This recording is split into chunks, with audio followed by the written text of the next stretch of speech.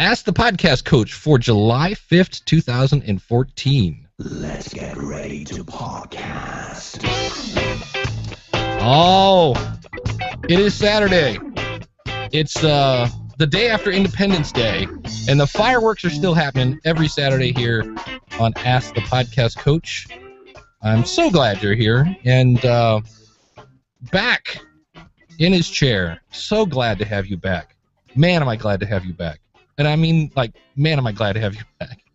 Although last week was fun. The chat room came to the rescue. But joining me is Jim Cullison from TheAverageGuy.tv. Jim, how you doing, buddy? Great to be back, Dave. Yeah, you guys, I was able to listen during the week, and you did a great job. But it's always good to be in the chair on Saturday mornings. 9:30 Central, 10:30 Eastern. That's right. Thank you. Eastern Standard Time. I always forget that. And you can find us at askthepodcastcoach.com/live is where the chat room is. It's where the magic is happening. And this is where we take your phone calls. We talk a little podcasting news. Anything you want to talk about. It's kind of open-ended. And it's our way of just kind of giving back to the community. So if I have those people like, oh, I want to hire you, and then I tell them my fee, and they go, oh, yeah, I can't hire you. And I'm like, well, here, just get up Saturday mornings. And we'll fancy a chat, as they say, across the hall, or across the pond. And speaking of that, if you want to call in, that number is 845-262-2401. That again is 845-262-2401. And yeah, so it is the 5th of July, and for those of you. I don't want to talk. I thought about this today. Do we talk about the 4th of July? Because people in Britain are probably going, live, you know. Mostly U.S. listeners, at least for the live show. But if you're in Britain, I always say it's the anniversary of throwing off the ruthless shackles of the That's right, ruthless British Empire. Not just shackles, ruthless shackles. I went to an Indians game and had one of the coolest experiences, like top 10 thing, standing on the top of what was Jacobs Field, Progressive Field, and in Cleveland, Ohio, and looking out across the terrace, and like all these cities were having firework thingies, and you could see like 6 at a time with my wife. It was like, wow, this is really, really cool. So that there's a haze out there this morning. If you've gone outside, if you're in the United States and you got outside this morning, there's just this apocalyptic haze that's over the, we got rain last night, so it's all washed down, but it's I remember some mornings coming out, and it's good to be inside. It's good to be at Ask the Podcast Coach, and it's good to talk podcasting. Absolutely. And last week's show has inspired me to do something in my own life. Bill Conrad from BluffTV.com, a regular caller to the show, I might add, and a really nice guy. But I think it was Ryan Parker. By the way, speaking of Ryan Parker, kudos to Ryan Parker. When I came on and I was solo last week, Ryan had sent me an email, said, hey, Dave, if you want me to come on, I can come in and help you out. So, Ryan, thank you very much for the offer. The bad news is I had closed my email, so I didn't see his message until after the show, but that would have been fun. And I just appreciate the offer. And that was fun. And I actually I completely tangented myself out completely of what I was. So I was listening to Bill. I lost my own train of thought. And Ryan had said, it sounds like Bill needs to focus on one thing, because Bill's trying to launch like 3 podcasts at once. And I was like, you know what? I think we all kind of do that from time to time. I know right now, because Ryan Parker challenged me to do it, I'm almost done with really the biggest chunk of moving the School of Podcasting to a new web host. And unfortunately, Ryan challenged me back in January, I think it was. I challenge you to do it. It takes time, though. It takes time to move. I mean, that's a big adventure, right? I mean, especially if a lot of audio files. You just don't realize how long it takes to pull down and push up if you're moving providers. Yeah. You got to pull down all that content. I mean, it's not easy. You can get a couple 100 gig pretty fast. So. Well, and what I'm doing, I'm redoing the whole planning your podcast section. That's the biggest hurdle. Is I'm redoing all the videos, and I'm doing this other stuff, and so what happens, I think, to a lot of us is we end up with 4 number 1 priorities, and so I'm actually I attended a class on how to write a book quickly by Ray Edwards, And so part of my homework was writing a book, which I did, on how to list your book in iTunes, but it's not really done. And I had to go, you know what? That's okay. This is not a main, that's my number 2 priority. And I've got a couple other ones, but I really had to sit down and go, what will affect my audience better? You know, and I just went, you know, if I hear another person go, Dave, your website's kind of slow. I'm like, it's because I'm still not done moving. And I was like, I need to come up with one priority, and which with Bill, I mean, that's kind of a military thing, isn't it? You kind of make your checklist and go through and check them off and that whole 9 yards. So, well, I think he just wants a really successful launch, and this is, you know, not to pick on him because we're not, but I think this is a podcaster's dilemma. Is that very first podcast you're kicking out, you know, there's so much pressure. You know, Dave, when you and I started doing this, you know, back in the day, as you like to say, when we started doing this, there wasn't that new and noteworthy pressure. There wasn't that I've got to have everything. I got to have a great looking website. There isn't I had to have a player on the front page. There wasn't I had to have a million different subscription options. You know, iTunes, RSS, Stitcher, right, Automatic, you know, whatever. So we had it kind of easy. We kind of eased into it. Today's podcaster, man, there is a million things apparently for them to think about when they have to get all these things done. And I think my advice on that is, like you said, take one thing at a time. You know, depending on your time. So if it's going to be your full-time job, I mean, in Bill's case, he's retired, and it sounds like this is kind of a full-time gig for him. Well, pour all your time into it, you know. But eventually, you got to just light the fuse and and run. Because you got to get some things going. You'll learn some lessons. You figure out you did some things wrong. You'll figure out you did some things right. So. Yeah. And Bill is actually in the chat room, and he says, the Red podcast, we were talking about that last week, made new and noteworthy. That's my buddy Dave Hooper. And the thing is about new and noteworthy that a lot of people, you want, anytime you can get a spotlight on your show, realize that spotlight is not as big as it used to be, and it is going to depend on your genre. You still have to keep the people that find you. And that's the part that I think we're so worried about, getting it, you know, getting that spotlight on me. And I'm like, have you made sure that when you get them there, they go, wow, I can't believe that podcast was that big. I'm actually writing an article for the next Pottertainment magazine, because I'm old, that says who is the next Jimi Hendrix of podcasting. Because I watched there's a new flick on a new old flick on Jimi Hendrix in Netflix, and you just don't realize that this is like 67, something like that, and there just wasn't anything like him at all. And the guy's out there, he's literally humping his amplifiers, he's waving his tongue at people, he's playing it with his teeth. And the greatest thing about that whole movie was watching the woman in the audience, and I know this is an audio podcast, that just went, she was just completely blown away, like, what am I watching? And I was like, there have been people along the way that have made people go, you know, whoa, you know, Callie Lewis, wow, a perky, I'll say it, a perky hot chick doing tech news that's not just doing the news, but she's a geek. You know, I was like, wow, who's ever heard of that? And the No Agenda show has people donate $1,000 and they get into they do what? You know, that kind of stuff. And so I'm wondering if we're, you know, by trying to follow the quote, and we're talking about these a lot lately, you know, the rules of a successful podcast launch is, you know, Jimi Hendrix didn't have Twitter. That was the other one that blew me away. Jimi Hendrix didn't have Twitter or the internet or Ed Sullivan. Ed Sullivan was like, no, that dude's too crazy for my show. And yet the word of Jimi Hendrix spread like wildfire because he was unique. And he took other people's stuff. He took the blues and stuff like that, mixed it together, and made something completely original. And that's when I went, that's what we need to do in podcasting.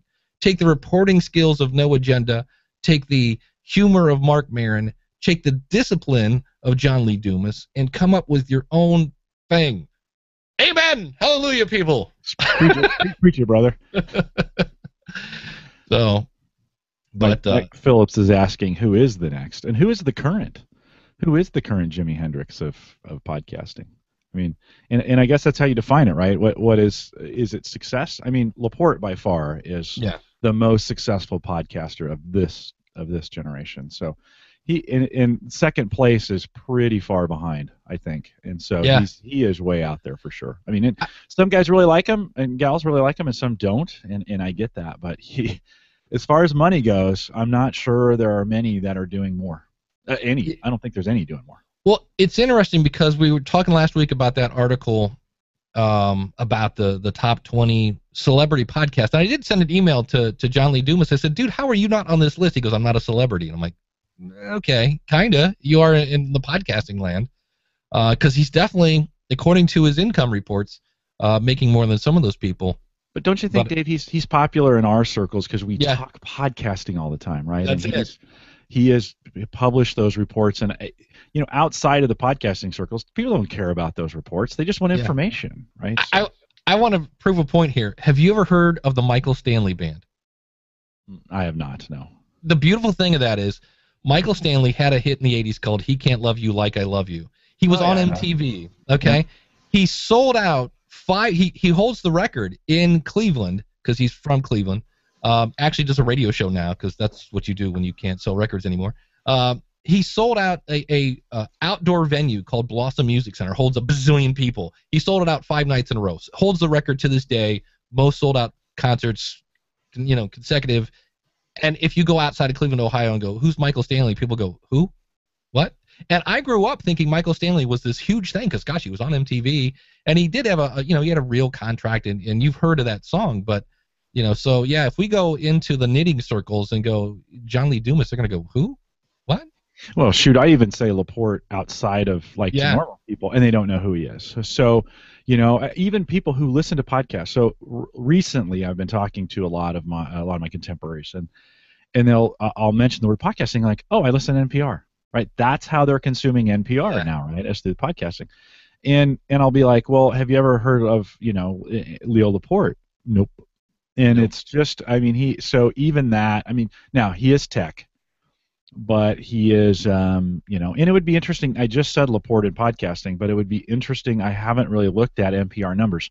They're a traditional media company that has gone into podcasting and is being very, very successful with it. I mean, they are killing it in the podcasting arena. So I could be wrong there. I mean, they could be number one for all we know. Radiolab, right? Is right. There are some. I think what will eventually happen is mainstream will catch up. They'll see this. They'll do things right, like NPR is doing things right now. And if you want to model your podcast after NPR, it's not about. Don't copy them, obviously, but they're doing some things right and have a great following. The other question I thought we could throw out today. Well, actually, we actually had somebody send in a question. So since it is the Ask the Podcast Coach, we might as well answer a question from the listener. This is actually from Guy, who was in my podcasting in 6 weeks class. So let's go ahead and listen to Guy's question, and let me know if you can't hear this. Let me turn this up. Hey, Dave and Jim. This is Guy DiMartino, former student of Dave from the Chiropractic Lawyer podcast and the soon-to-be Personal Injury Law podcast. I was wondering if you all had a chance to look at Brian Clark's new Rainmaker platform. It also seems to host some type of podcast tabs and information on that. So give me your thoughts on what you think of Brian Clark's new Rainmaker platform.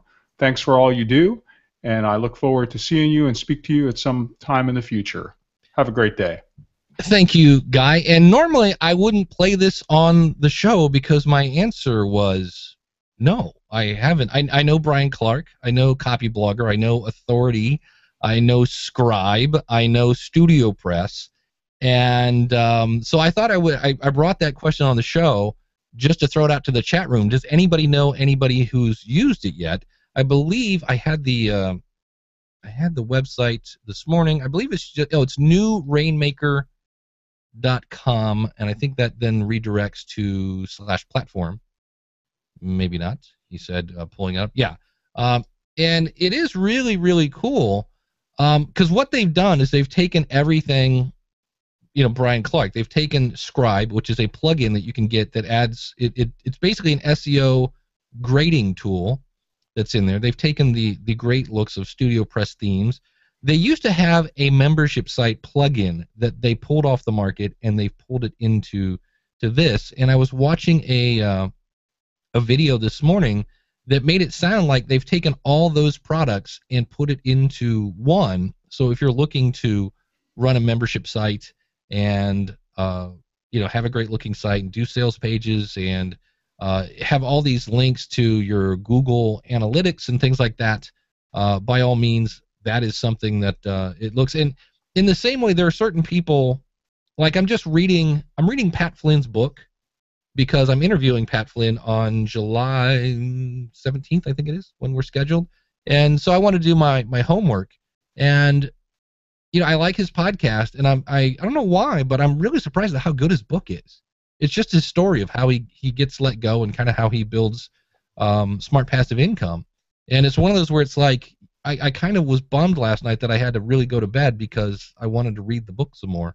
And so there are certain people that just based on who they are, what they've done in the past, that you kind of go, yeah, that's probably pretty good.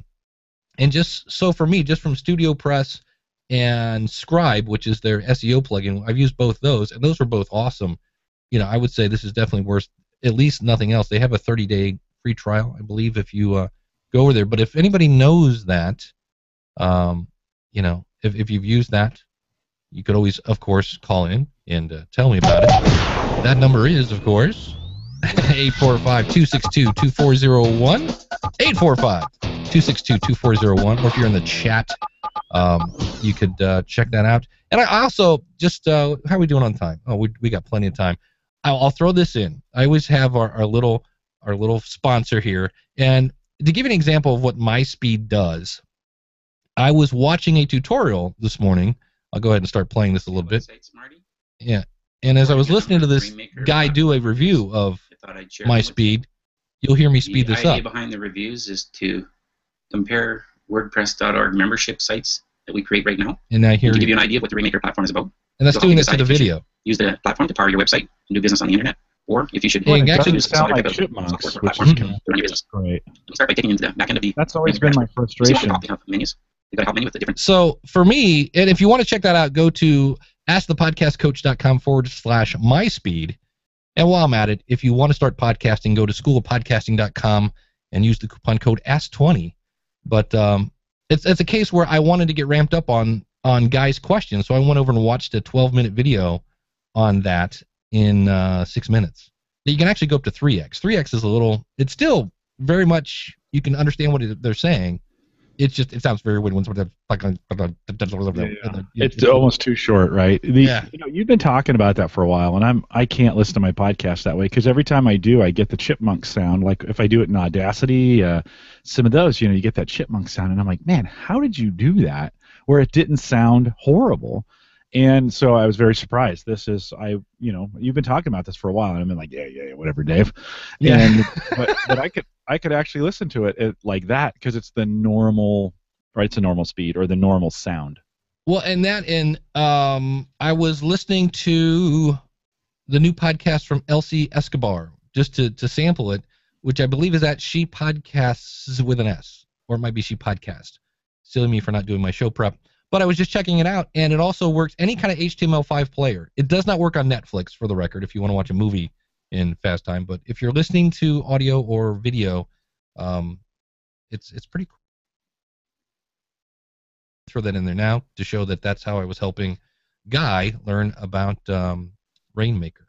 So, but it's on the horizon, and that's just another example of how more tools are coming into the space to make things easy. He did mention, now Dave, if you're going to put the link to the quote sponsor, which is really just an affiliate link, you might want to actually not have a typo in it. There we go. It's tough to do it live. It is, absolutely. And if you type horribly anyway, when you're doing it live and pushing buttons and things like that, that always makes it fun. But yeah, if you want to call in, again, that number is 845-262-2401. And Jim, you had changed your website since the last time you were around. Yeah, we've been working hard to switch some things over, and I went with a very different approach as opposed to the blog approach where it's just, post down the page. Where people come in a traditional blog approach. I've used Meso columns, MESOCOL, the Meso columns, and it's not a particularly exciting theme that I don't think anybody's really even talked about, but I found it back in the winter, and it really takes it takes each one of my categories. So I do podcasting, category approach on WordPress. So there we go. And so what it does is it takes each one of those categories and puts it on the front page. So I have more of a tabular, or not tabular, that's not the right word, but more of a, all six. I have 6 sections on here. I think I have 6. I might have more. I might have 8 now. I think I do have 8. I have 8 sections on the front page, and so everyone can see everything, including. So and then I headline the two top podcasts. So Home Gadget Geeks and Cyber Frontiers are on the top. So that's what you see when you get there. That's what most people are going to come for. And then below the line or below the fold would be the other podcasts that I do, including Ask the Podcast Coach. I put on there every time I'm on the show here. I make a little post and include all the links, and I post that on my site as well. So if people want to know the things that I'm doing, they can find them right there on the front page. So yeah, that big change. It's getting great reviews from people who look at it. They're like, wow, I can really find stuff now. When you have kind of a before we might do a Cyber Frontiers, and we might do that once a month or every 6 weeks. It would disappear off the page if in a traditional blog layout. This way, no matter how long it's been since I've done a podcast, it always stays on the front page. And so I liked that. I like that idea, and so I thought I'd give it a try and kick those out. I also like the idea of highlighting, and Dave, you do this a lot too. I like the idea of highlighting other podcasts that I'm on. That makes those podcasters feel like, hey, he recognized. I picked this idea up from a guy I had on my show, and he was really good about advertising for me when we were done. And so it just was a great way of kind of highlighting those shows that I'd been on. The other thing, go ahead. Well, Ryan, could you repeat what it's called and where? Do you know where people can find it, or the theme, right? Theme? Yeah, the theme Meso ME here. It's at the bottom of my page. So if you go to theaverageguy.tv and go all the way to the bottom, MESOCOLUMN, Mesocolumn. And it's a theme by, and I think it's Dezzain, Dezzain. Again, I kind of fell into it by accident. I was looking around for some themes, and this theme, the way they had it laid out, was just different than anything I'd ever seen. And I thought, wow, I'm going to try this. And Dave, I'll be honest with you, I monkeyed around with this theme for a good 12 weeks before we even thought about going live with it. So a couple weekends were spent spinning up test sites, importing in some content, trying different things. I would send out those links then to friends and say, hey, what do you think of this? And I'd get some feedback from them. Yeah, you should change this. I don't like that. These colors aren't good. I would change it, send it back again. Again, not monkeying with my own site, right? I had a test site that I was doing this on. And I could get some really good feedback. And then once I had it built the way I wanted it, one Saturday I came in and I didn't do where you copy the files over and bring it in. I just in real time I just updated it. It took me about 4 hours to get it done. Saturday afternoons aren't typically very busy on my site, so I did it then, and I was surprised how quick it went. And when I got done, I was like, really, that's it? That's all there is to it? Now I've been monkeying around with it since, but yeah, it was a big changeover for me. And it looks like, did you have some logos designed for? I see the cool G and then the. Yes, I did. So I got with a designer. A big believer in local talent. So this designer is actually a high schooler from my church who does a lot of the graphics for our church, stuff that we do. Mm-hmm. And I just sat down with him and I said, hey, can I trade with you? You do my graphics. I'll set up your website for you. There you go. And so he did all that logo design, a very flat, very very Windows 8 looking, flat design that we did. But he's done that. He made a couple videos for me, little intro videos that like 8 seconds of stuff moving around. You got to have the dancing letters and the swishing cool. logo. Cool. It was cool to add that to that to what I do.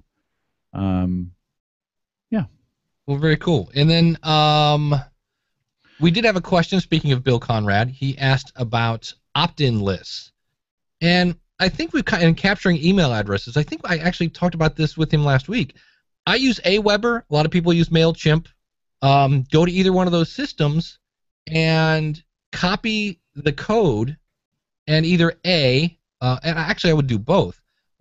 paste the code into a page, not a post, and call it something like newsletter, and then also paste it into a text theme and throw it on in a widget on your sidebar and WordPress, and that will do it there as well. Or you can use, I use a plugin, it's not free, called Opt-in Skin, that allows me to pick different zones. Like I have an opt-in on the School of Podcasting at the bottom of every post. I have it in my sidebar, and you can design different looking kind of boxes, for lack of a better phrase, and you can make them pretty, and then you can get stats on which one is getting the most people subscribing and things like that. But I know Bill's really right now focusing on monetization, and he also asked, what is the best paid membership site? I use, and I love it to death, Digital Access Pass. I know there's, I forget the one from the guys from, Wishlist. I know a lot of people use Wishlist. I love Digital Access Pass, and here's why. Number one, support, like no support I've ever had, ever, period, hands down. The guy's awesome. They're not constantly, but they update it, and it's really meant for internet marketing. So if you're a person who, like, I've used it to do dime sales, where you're like, hey, the first person that buys it, it's $50. The next person, it's $55. The next person, it's $60. So little carrot, kind of situations like that. It works with WordPress. It also has a built-in affiliate program. So if you want to have people promote your product, that's built into it. It has a built-in newsletter. So when people sign up for the School of Podcasting, every now and then I will send an email that says, hey, here's a new feature, or this and that. That's all automated. And so, I could use Aweber for that, but it's built into Digital Access Pass, and because I'm not sending out thousands of emails, I don't mind using my local, in this case, HostGator hosting account to send out emails that way. And it ties in with a ton of systems. If you want to have it on JVZoo, as in JVZOO.com, and also ClickBank, if you want to have those kind of affiliate stuff. So for me, and it has, if you're going to do dripping content with membership sites. Now, keep in mind the one thing about membership sites, especially if you're just starting a podcast, because I had somebody that did this and it burned them out like that. I mean, just boom, never made it to episode 4. He started a membership site when he started his podcast. And I told him, I said, I would start the podcast, build an audience, and talk about how you're building the membership site. And then eventually, once you get to a certain number, and you got a number, hey, open the floodgates, give those people, that audience that you've built up, some sort of coupon code to get them in there. And now you've got people who actually consume that content, because he went through and was making his podcast and making bonus content. There was no audience yet. So he was doing double the work for zero pay. And consequently, talk about on fire. He just flamed out. And I was like, yeah, I kind of told you, it's a lot of work. So keep in mind, if you're going to start a podcast and you want to have a membership site, that one can wait. It's like, let's build the audience first and see, hey, do you have an audience that's engaged with you that might want to do that? And then also keep in mind that a 3% return on your audience. So if you have 100 people listening and you go, man, if I could get 50% of these people to sign up for $5, that's 250 people, I think. Did I say 500? No, I said 100. That would be 50 people. Use 1,000, Dave. It's easier. Yeah, let's do 1,000. There you go. And you look at that and you're like, no, it's more like 1%, 3%'s awesome, depending on who you talk to. So, but yeah, I use Digital Access Pass. I do have an affiliate link for this. If you go to schoolofpodcasting.com/getDAP, D-A-P, that will take you over there. Now, it is more expensive than the other ones because it does have a membership site plug-in. It does have an affiliate thing plugged into. And a lot of times if you buy other programs, because I've used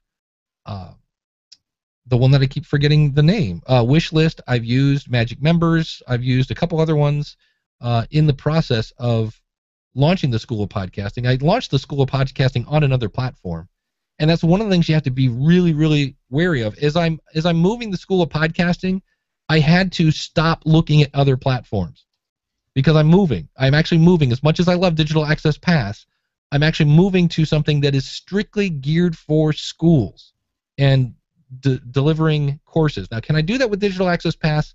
Yeah, but this does like really cool stuff that would take some custom coding.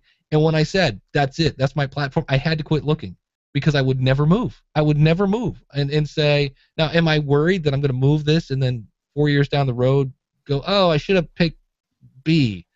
It's going to happen. There's always something better. And if not, wait 4 years, there will be.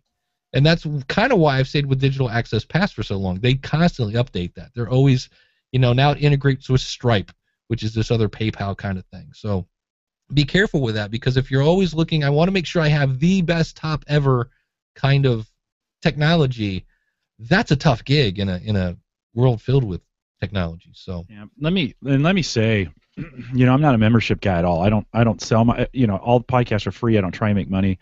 None of that stuff. This is pure hobbyist. This is where you and I are real different in what we do. But this week, so I've just put a subscribe link, a member, to collect email addresses on my site. First time ever. 4 years into this.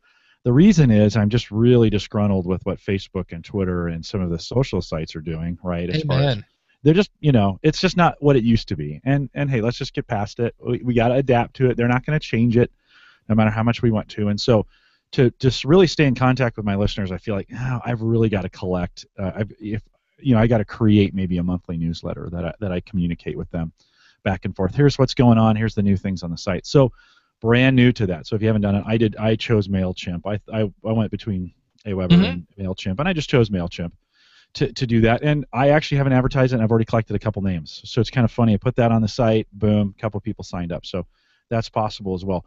One other thing I've changed to, you mentioned about premium content or changing your content a little bit based on after you've been podcasting for a while. We created a brand new section, something I've been wanting to do for about 2 years, and I just got to it. But that is, I have these, now we have Home Gadget Geeks, right? That's an hour and 20-minute podcast. Not everybody's going to listen. I know from my stats, not everybody listens all the way through that. But our listeners, when we surveyed them, that's what they wanted. They wanted a long podcast that they could listen to on their commute, so we give them one. Well, we created a new one called Home Tech Tips, and it's really it's 10 minutes or less, and in most cases I want it to be 5 minutes or less. And I even put that in the title. So it's called, we just interviewed Amber Gott from LastPass. So it's LastPass Tips in 3 minutes. And that's the title. As I put that in there on purpose, so people would be like, I won't give you, if I land on your site, I'm not going to give you 120 minutes. I might give you 3 minutes. And so one of the things I changed is I actually put a player, because I changed my my format around. Yeah. The player is no longer visible on the front page. It used to be a one-click. I was very intentional about that player showing up the first thing they saw it, and that's gone. The new site does not allow for that. So I went to AudioBoo. We've talked about them before. They have a great looking player that with a playlist functionality. That's over on my site as well. If you want to take a look at that, theaverageguy.tv. And so you can create a great-looking playlist player that I put on my site. And you'd think, okay, well, what would that really do? Well, I've got some stats now because it's been out there for a couple weeks. And the last 2 podcasts that I've posted there, for example, when I wasn't posting it there, typically I'd get 15 to 20 listens on AudioBoo, right? The LastPass in 3 minutes one that I did, the last time I checked that, I'll just pull up some real stats right now on AudioBoo. 130 plays already on that one. And you're like, well, yeah, Jim, but that's a 3-minute podcast, right? So that would be expected. Well, Cyber Frontiers, which is an hour-long, brand-new podcast, has already gotten 150 plays just by having that player on the page. Whatever, it's more visible, it looks better, I don't know, but it's changing. And AudioBoo, I know these aren't coming from the network because I've been on the AudioBoo network for a year now. They approached me about being a podcaster on their platform, and they gave me a bazillion hours for free and all kinds of other stuff on that. I've been out there and have had very little success. We've talked about this before, but just because you joined a network doesn't mean people are going to flock to you, right? You got to work the network. I worked that network, really never saw any more than 30 plays. A little bit of a change, brand new player on the site. Now, are they listening all the way through? I do not know, right? The fact of the matter is I'm getting clicks, and this is up to 150 now, which you think about a niche, right? Cybersecurity and big data, that's what we're talking about. I got 150 plays on AudioBoo. So there may be there's something. This is where I'm constantly tweaking. And again, you could do this, and it might not work, but it works for my audience, and I didn't know until I tried. So you've got to try some things, put them out there, get your audience to give you some feedback on it. If they start clicking through, you might have found that silver bullet, so to speak. And so you've got to keep trying some things and testing it. One of the things that Kathy Kelly from the Special Mouse podcast did is she took like the number one question. She does a podcast about taking people to Disney with special needs. You can find that at specialmouse.com. And I forget what it is. There's like some sort of mouse ticket. It's not a fast pass, but it's this thing you have to get at Disney. It sounds like it's a bit of a pain in the rear end. And so what she did is that was like the number one question for people in her community was, how do you go about getting this thing? She made a quick little report on that and said, here's how you do it. Here's the tips and tricks. Here's how to get around all the red tape and blah, blah, blah. She put it out as a PDF, and you get that when you sign up for the newsletter. And most people will say if you can somehow give people a reason to sign up, because it's great, because you will get people like I always say, go to askthepodcastcoach.com and sign up for the newsletter. I have that in the widget on the sidebar, and you'll get our show notes emailed to you automatically when a new show comes out. And so that works for some people, but if you can say, oh, and by the way, I'll give you this free book, that I think everybody's used to getting the free book or the free PDF or whatever it is to do that. So, but John Parker has a great question in the chat room, and we're going to get to that right after we get to our caller ending in 8065, I believe. Is that our good friend? Yeah, I did. Yeah, Bill. I'm going to say, is that our good friend Bill? I remember that number now. How's it going, buddy? Hey, pretty good. I just moved my studio in my house to a bigger and better room, better lighting too. Not so hot. Great. We can't see you. What's going on? So I took your advice. Hey, a couple of things. You started the show talking about the 4th of July in the English. So you got my... Yes. Go ahead. Oh, go ahead. So you pushed my mind back into a different area. 3 years ago, I was in ISAF headquarters in Afghanistan, and that's really controlled by NATO, and we weren't allowed to celebrate the 4th of July, basically. It wasn't that's proper weird. around the... Awesome. Yeah, I mean, that's what it... Well, thank you. Thank you for your service. And what's your podcast question? There's more to the story. The next day, I made it up to the French, and the French headquarters, which was about 100 miles away up in the mountains where I worked. And the French, the day before, had a big celebration. It was huge. Fireworks with Americans. We had a small contingency of Americans with the French. Twice I worked with the French, one as an agent and one as a reservist on active duty in Afghanistan. So, anyway, reflecting back as many times. Well, Bill, thank you for your service. What's your question about podcasting? Just a couple things you talked about, and I sort of played with podcasts. I think I started your course as I was moving into Reno last year, moving my family out of California. Soon after I semi-retired. I'm not really fully retired. I might do one more tour overseas. Was a reservist for 31 years, and I'm a sworn temporary federal agent. So, and I'm kind of in demand right now with what's going on in the world. But the question is, on the podcast, one thing that the advice I'd give, I took a lot of time software and equipment. Adobe Edition, I wish I'd gone in Adobe Edition right away. I dropped some money to really get a nice iMac with a lot of storage and good speed. And I had CS5 design. I've had that in my business prior, since CS2. My wife's business, real estate company. I got the cloud. I think all those things have really sped up my processing and systems. So I wish I'd done those early and spent some money and just got going. But I wasn't sure what was the right thing and place to go. The other thing that probably slowed me down is I've been a PC guy my whole life. And last year when I got back from overseas, I bought a MacBook Pro. Yep, you had mentioned that took a long time. You mentioned that last week that you're finding them not very easy. So. Well, it took me a long time. I'd say it slowed me down. It took me a long time really to get the MacBook Pro going. And you are spending probably twice the money, and the systems are a little bit different. But overall, I think I've mastered the MacBook Pro, and I'll stick with that for my podcasting. So that's why I went ahead and bought the iMac. If you looked at what I did over the last 3 weeks, I analyzed both the PC, the desktop, and the iMac. So I think those are important things to do. Well, well, go ahead. Go ahead. Well, we were talking. Were your ears burning at the beginning of the show? What's your number one priority? Because I said in listening to last week's show where you called in, it sounds like you have so many things going on. What is your number one priority? Because it sounds like your number one priority is launching these 4 podcasts, and I'm like, no, that's 4 priorities. No, actually, launching the podcast is not the number one priority. It's getting the systems in place behind the scenes, and then launching. What I've done, though, is because I might go back overseas, who knows, and it would be the last tour I do for sure. But what I've done, though, is I've gone ahead and I've launched my main show, which is Timelines of Success. I have 20 interviews. So that's not my priority. Priority is to get the systems in place. Okay.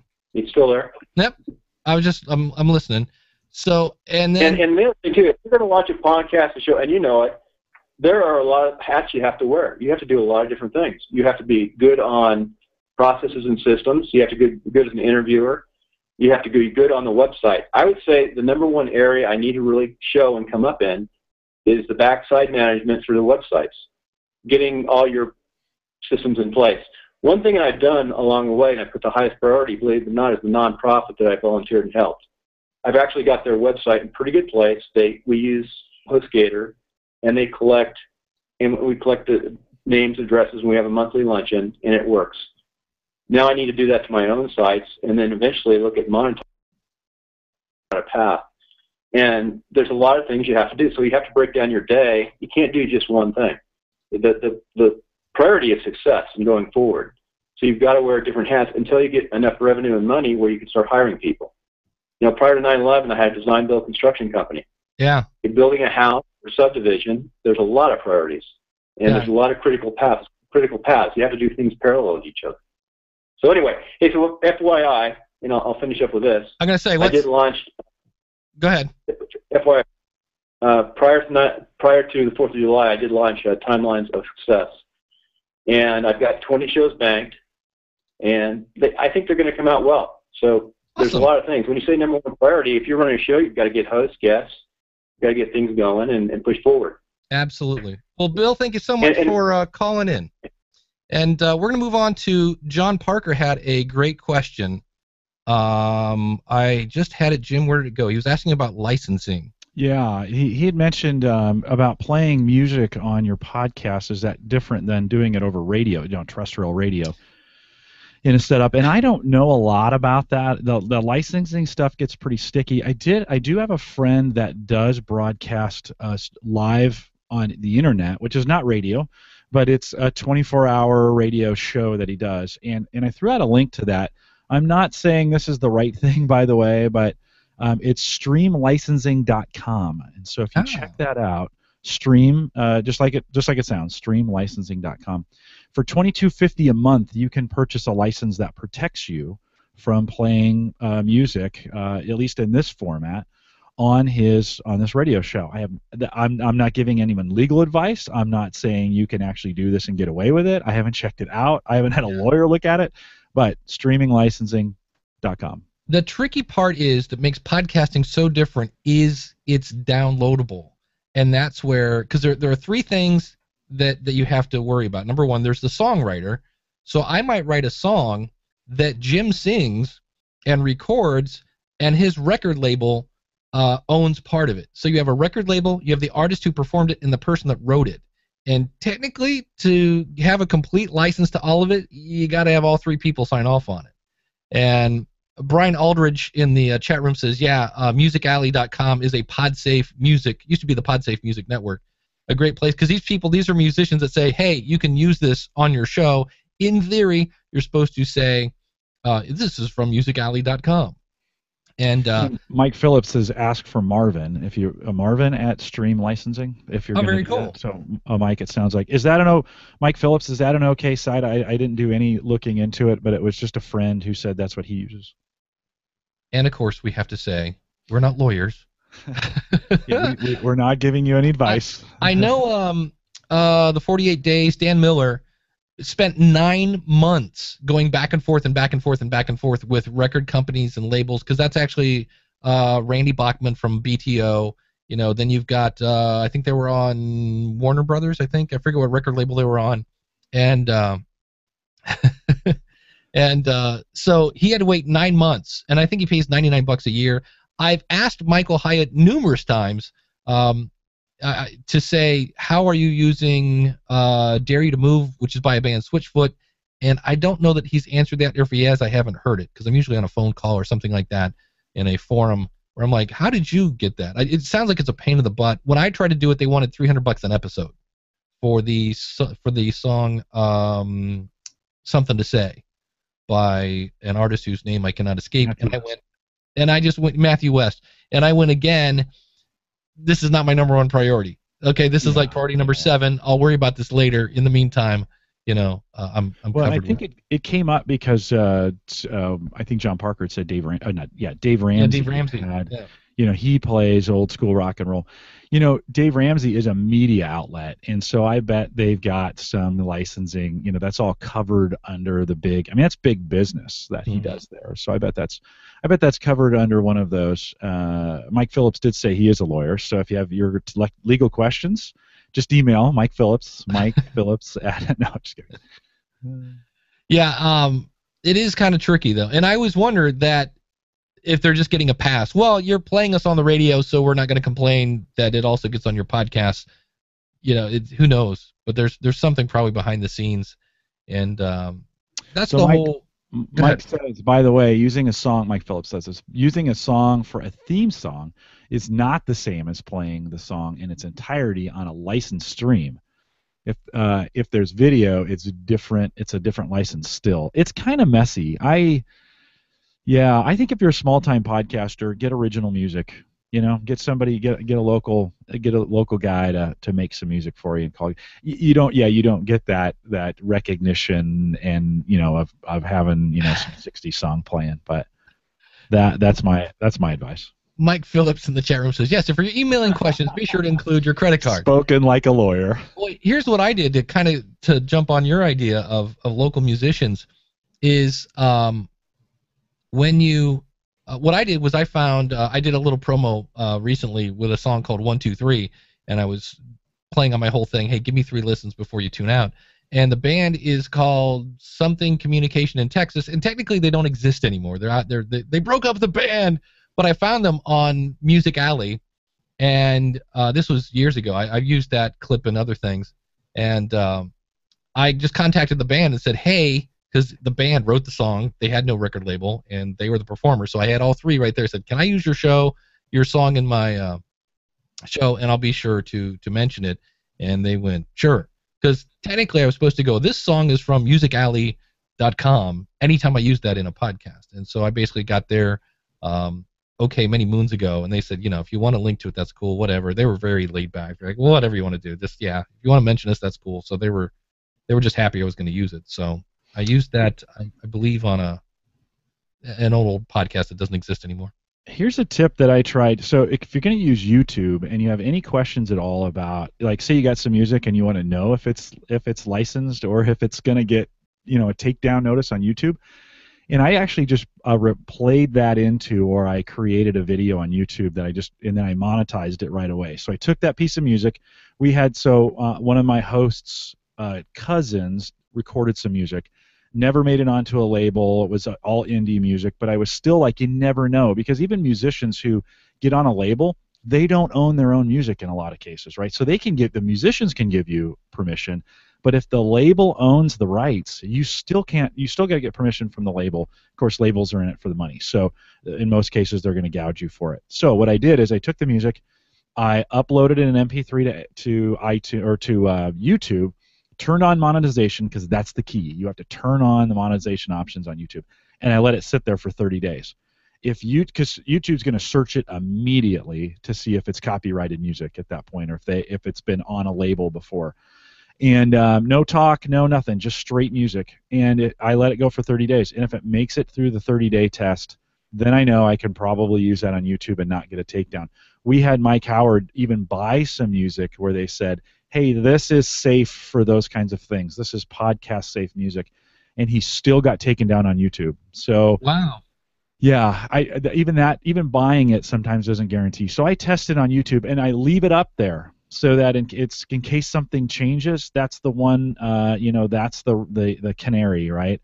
If something's going to go wrong, it's going to be that one that's going to get picked up first, right? And then I have some idea if they're going to ask me to take it down. Well, Mike is saying there's a company going after small podcasters over unlicensed music. So again, if you're playing Lady Gaga in your show, probably not a good idea. But he says in this case, it's music from Free Play Music. So I one of my favorite sites now is Audio Jungle. They have some pretty cool stuff. He said grabbing his CD. I went back because again, I used to do voiceover for people. I don't do that as much.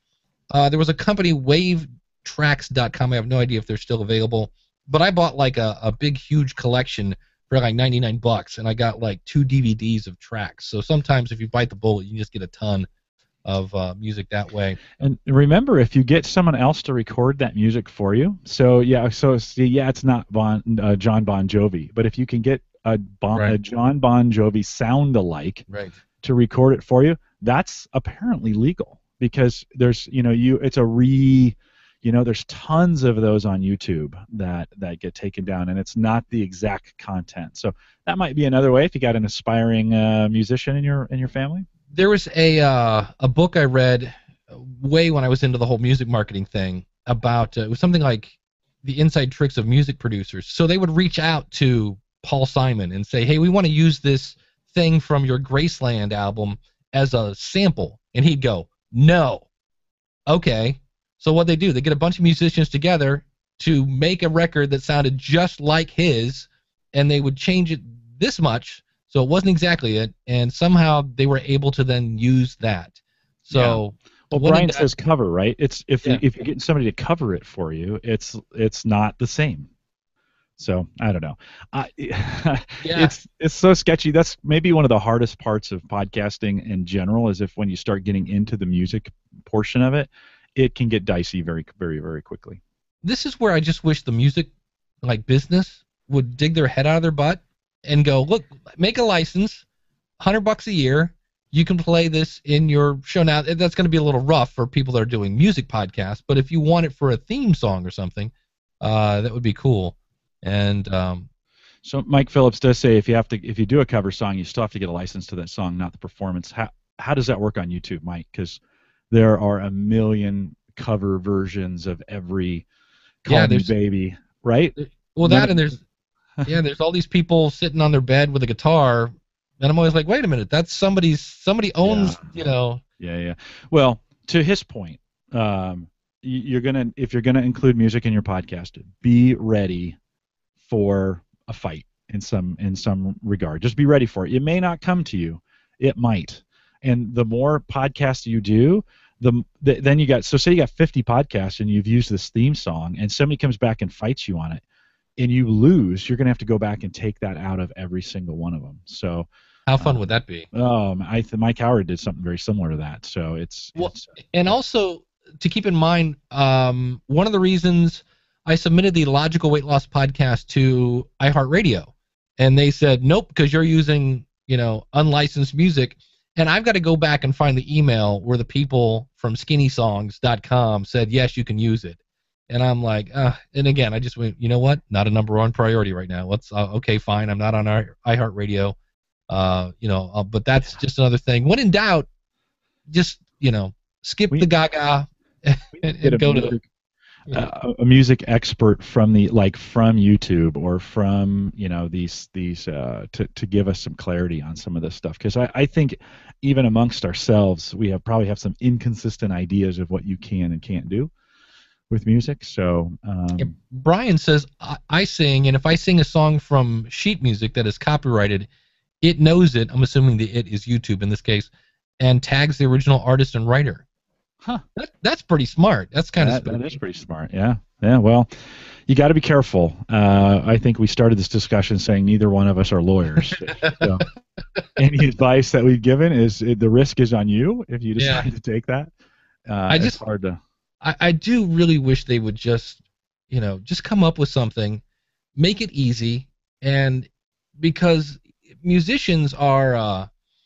Not making any money in the first place on I was listening to Jay Moore's podcast, and the band Sugar Ray, the guy from Sugar Ray was on. He only made 14 cents per download anyway. But then again, if you get 1 million downloads, that's pretty cool. But they were just saying that they used to make a lot of money. Sugar Ray did a lot of music for soundtracks, and they just say there's like the money in the music industry is just evaporating at an alarming rate.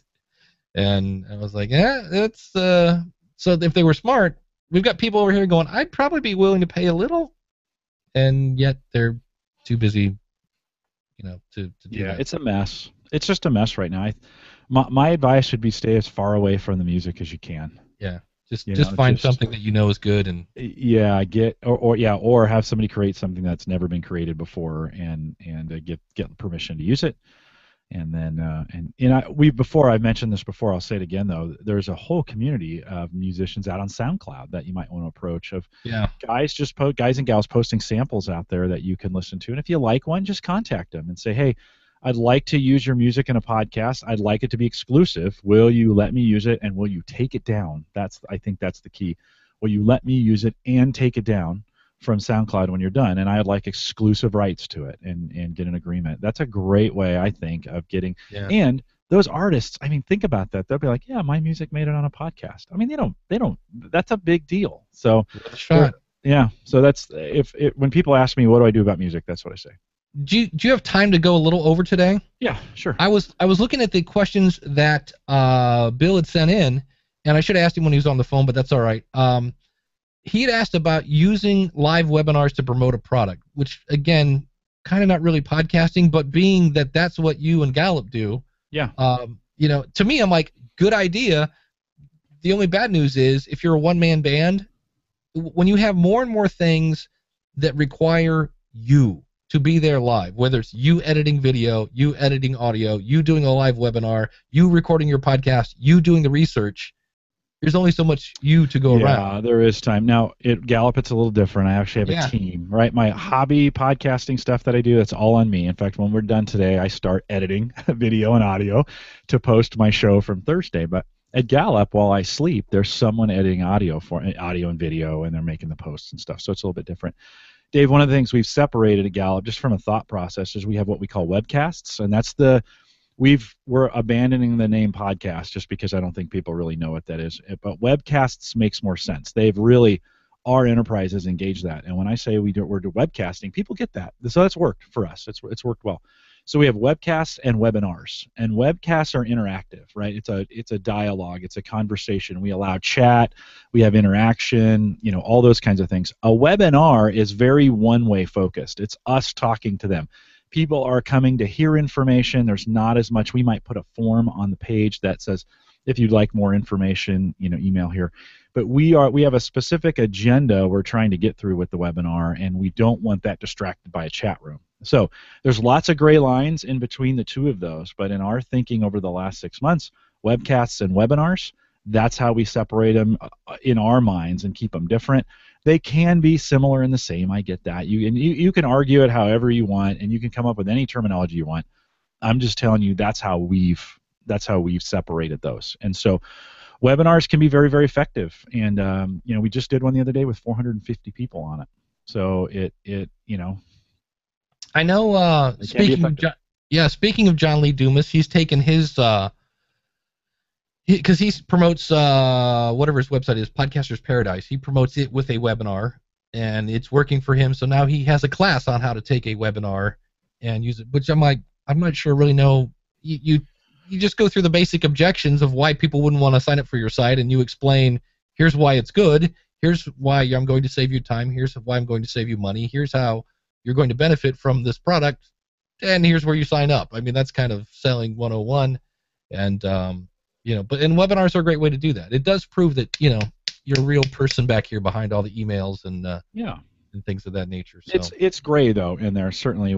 If you're getting on and recording something, whether you call it a webcast or a podcast or a webinar or whatever, a sales pitch, whatever, they all get gray. At the end of the day, you just have to have the time and the ability to do it, right? And now, yours is promoting your coaching, so everything at Gallup starts around the Strengths Finder, right? We have the Strengths Finder tool that we do, and then we have coaching, and we offer classes in both Strengths Finder coaching and management. And so all that we do is to help promote our tools and help promote our classes. And so and to create community. We are trying to create. It's so funny that this comes at this point in time in my life. We're trying to create a very engaged community around these products where you just don't sell it and forget it. The StrengthsFinder isn't something you buy, you take one time, and then you forget about it. It's something that if you use daily in your life, it can have great benefits to you. And so we're trying to create a community around that where we have a lot of interactivity. So this is where Twitter and Facebook are very helpful because we have great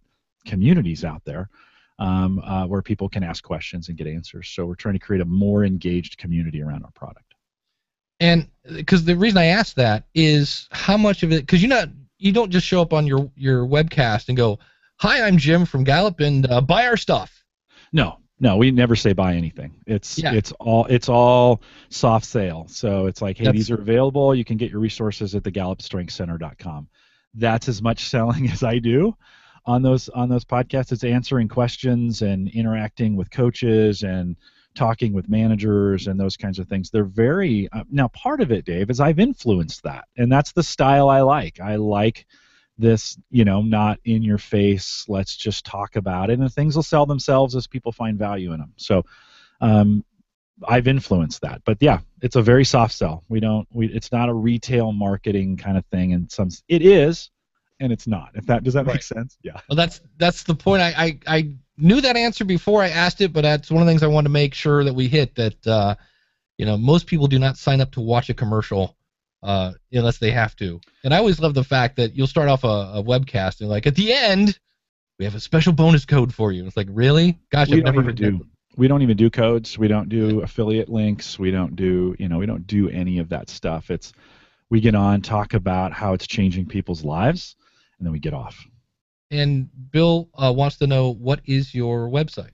Oh, okay. So the Gallup website, if you want to go there, it's coaching.gallup.com. So that's the coach's site. That's going to branch out into a couple different sites here in the fall. But for right now, if you want to see the audio and video that I'm doing for Gallup, that's the best site to find it on, coaching.gallup.com. The link to the Facebook page is there. The link to the the link to YouTube is there as well. There you go. Coaching.gallup, and that's with an A, Gallup, Gallup, GALLUP.com. I'll throw that in chat too. There you go. Well, there you go. I'm going to go ahead and fade up the music, and I know I said this at the beginning. It was really nice to have you back. Oh, it's good to be back, Dave. Thanks. It's good to be in the chair. I missed this last week, and everything's good. No issues here at the Collison House. Got myself into a little bit of a pinch, and I needed a whole Saturday to get it figured out, and so I just could not be podcasting last week. There you go. Again, comes back to that whole number one priority thing, and family comes first.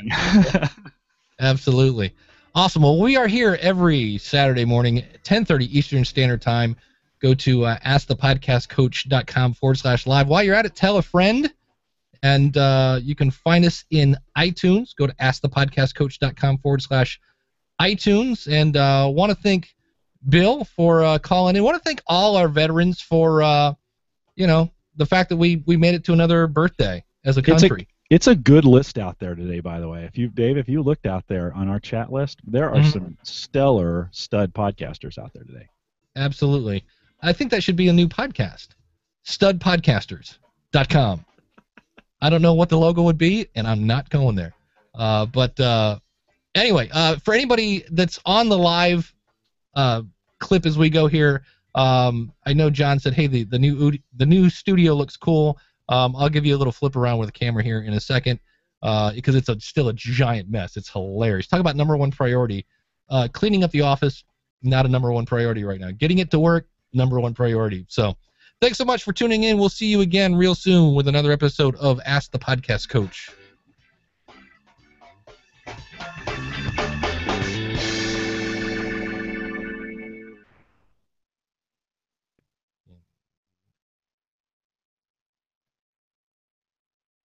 And we're gone. So we're going to stay live on YouTube? We'll stay live on YouTube for 2 seconds here. And I will hit stop on that. But there we go. And now I can turn off the Mac thingy. Oh, did you turn off Spreaker or Mixler? Oh, doggone it. Hold on. It's too late. Well, can they hear me? They can still hear us on YouTube, right? Yeah, they can hear us on YouTube. I mean, I went ahead and started back up. I went ahead and threw it back up. We're broadcasting it on okay. Mixler. All right. So Yeah. I just won't publish it when we're done. So I'll say no, do not publish that. So, but yeah, I don't know what to do with it. Everything is so white in here. It'd make a great spot for a big TV. You know? Yeah. What I want to do is put maybe a bookcase or just something. There's nothing back here right now but a chair. You know, and I've got, up here, it's just, it gets messier the higher we think go. a banner, like you said, a banner across the bottom and a big TV that's got rolling content, school podcasting stuff on That's it. what I thought. If I could get something that would move, Yeah. that would be back there. But yeah, I've got, I'm actually in what amounts to basically the basement. That is basically the ground level. That's ground level. Which is cool because it's nice and cool. It's 74 degrees in here as opposed to 92 last week. Now that's got to be nice for you, right? It's not not having the desk is not well at the moment. Well, but you've got a lot of space to the. And I now have a new desk. That's the other nice thing. So I can go up now, which is kind of cool. So there's my vitamins. And there's my vitamins. There's my vitamins because I'm old. Back in the day. Yeah, exactly. So, but the top shelf is just, where am I going to put that? We'll just stick it up there with a Kleenex and my blood pressure medicine. And then if we go over here, this is where the room is just a disaster at this point. Yeah. You just got, This is where you gained your space, right? Yeah, I gained a lot of space. Yeah, because it used to be I had a room for that. But and I've got, you can't see them, but over here a bunch of guitars and things like that. So it's a matter of, I don't want to. I'm basically going to turn that corner into kind of the music area. Mm-hmm. But you can see here's a bunch of boxes and more guitars, and then there's the lights that's flowing at me. But so yeah, it's a big long rectangle now. So that's exciting. But yeah, it's I just don't know it's kind of like, I don't know what to do here. Maybe I should put a big photo here on this wall or something. I don't know, but I'm like, and if I wanted to, I could hang. I was gonna hang the screen, just like it was before, and it wouldn't look any different. I'm like, you know what? Not that it's a hassle to hang it, but I think I said this before. I think there's some cool ambiance to people seeing those things and it not just being a white background. So yeah, and I used to be more like, because I had to have, to get the camera close enough to see the screen. I mean, I was like right up on the camera, and so now I was noticing today, I'm like, well, you can actually read my T-shirt. I'm wearing a Libsyn shirt today, so because the further away I am from the camera, the better. Surprisingly, people do like to see that. They, this connectivity. You and I were both doing podcasts before the video part really became as important as it is today. And it was funny in the audio days when it was audio only, and then they would actually see you, or like a video, not just a picture, but because your picture was like when you were 17 on your website. And then I met you, and I'm like, that doesn't look anything like his picture. He's got gray hair now, and actually, I thought of going back. My wife still says I should go back and dye my hair again. I'm like, well, I would look closer to my picture, not exactly, but. Yeah, I don't know. I'm graying myself, so I'd say no. But yeah, in those days when we had just audio only, and they would meet the video, and it was a big deal. I mean, it's a big freaking deal to get this stuff on video. I was going back and watching some of the shows we did when we first did video two and a half years ago. They're awful. It's like, excellent. Oh my God, how did we even do this? It's so bad. And it's just it's a lesson in perception, right? What people see. Mm-hmm. What they will think it is as good as they perceive it to be. And in those days, any picture was better than no picture. But now, certainly with 1080p cameras and the advent of new technology, we can get a lot better quality. And so it's just different. It was just horrific to watch those. It's like going back listening to your first podcast too. You're like, oh. Yeah, I have to go back and look now. You've got me. Yeah. I know I've done a couple where I've downloaded the file, put in some stuff, which I could do with Google annotations if I wanted to, and then upload it back up. And you seem to lose something, from downloading it to re-encoding it and uploading it again. I'm like, well, I'll probably just stick with that at this point. I don't really. I mean, they're there. People, I don't know how many listens we're getting or watches or views on Hangouts, but I'm like, again, not a number one for you. You can get a number. You can get the analytics on this video a day after it's posted. Speaking of that, we'll have to talk about this next week. Google has a new Creator Academy that's out. They've changed a lot of the stuff on YouTube. If you haven't noticed, your YouTube editing has changed the way you edit. They have this it's a creator portal or whatever they call it, something like that. Mm-hmm. Well, they have a whole bunch of videos out about how to maximize your YouTube. And even in just watching, I watched the first 5 yesterday, and there was some stuff I came out with as far as things I'm going to change. I need to take advantage of annotations a lot more than I do.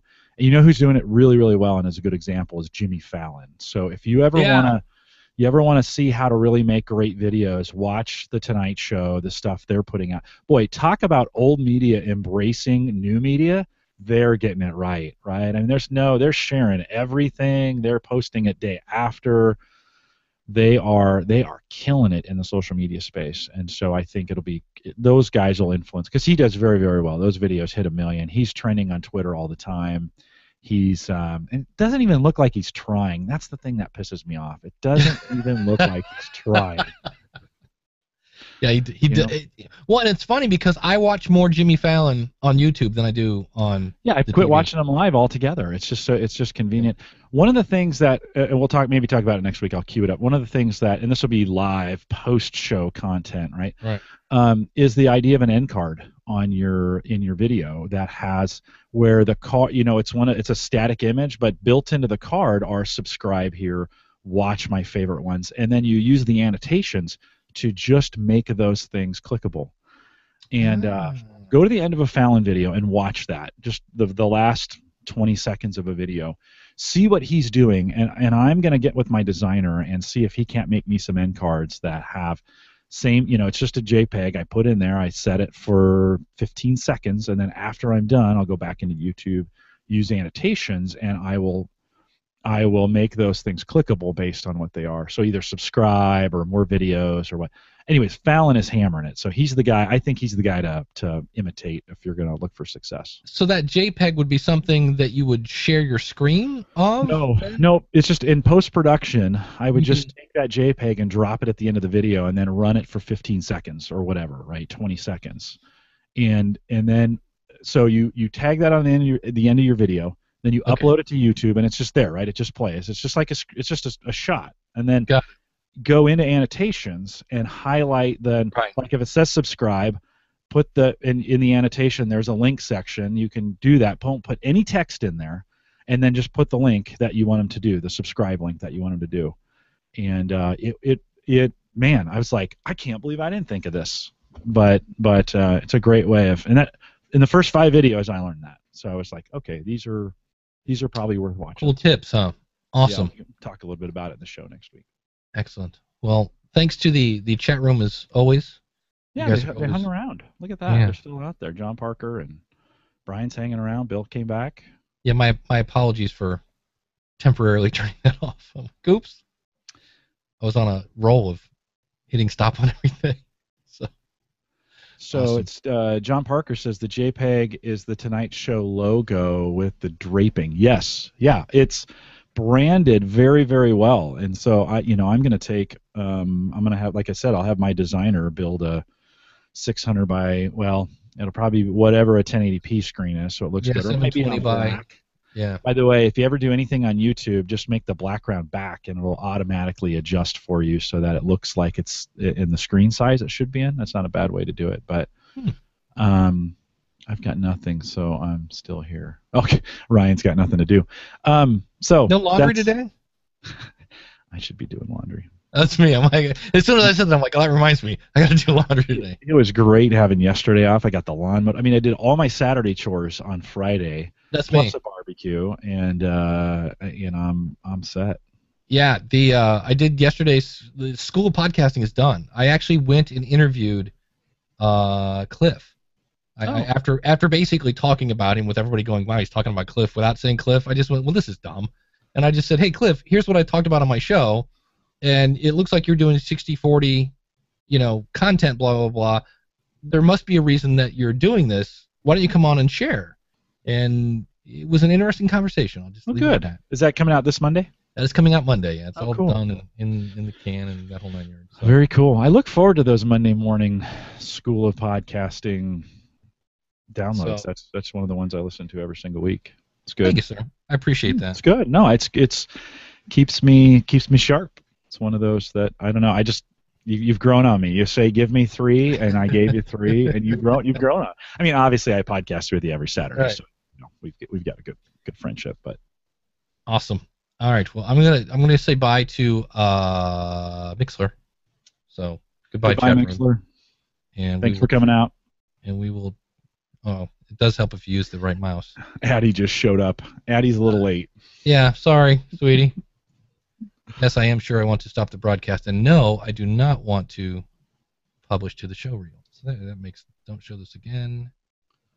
Anytime, just select recording. Got it. Okay, awesome. And we will turn off YouTube.